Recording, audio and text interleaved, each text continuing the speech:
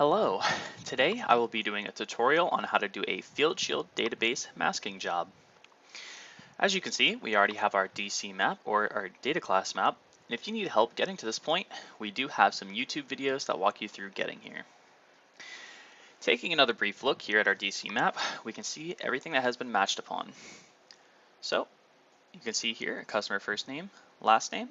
These have both been matched by name, and the field rule will be format preserving encryption. Same with the phone number, email here, and then date of birth for blur date. Taking a look down here for the one we'll be looking at for this demonstration, you can see the social has been matched on, last name, first name, and email, and you can see what the tables look like here. These are all the items that the schema data class search has found matches for, and now using that data, we can then run a FieldShield database masking job. So in order to do so, we're going to go up here to the FieldShield menu, and then new data class map DB masking job. From here, it's going to ask for the folder, which we're going to put it in schema search.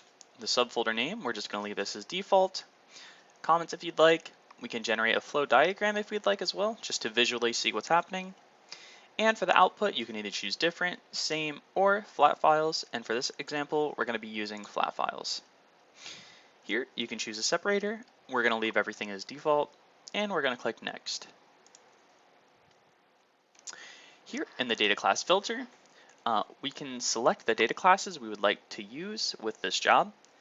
And we're just going to leave everything as default, but we can adjust everything as necessary.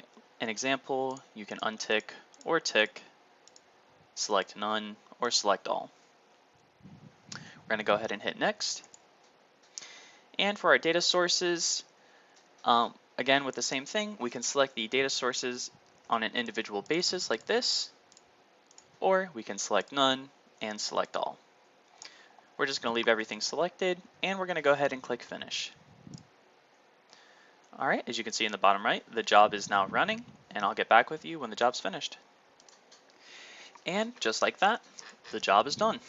So now we're going to go into our new subfolder, the schema data, the new class protection.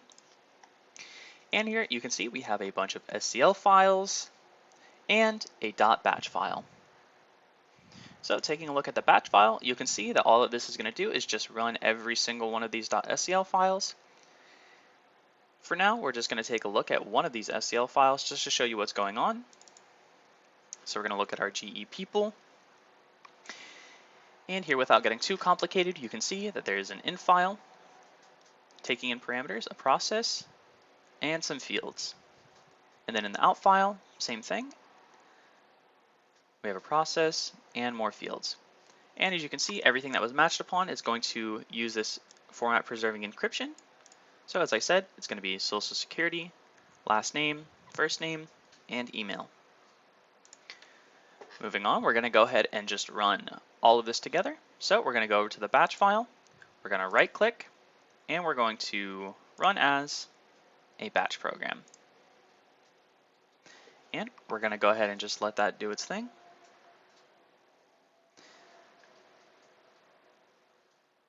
And just like that, the job is done.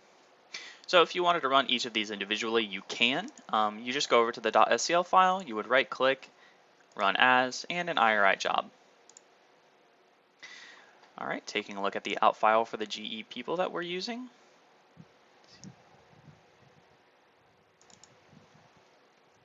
Okay, and here you can see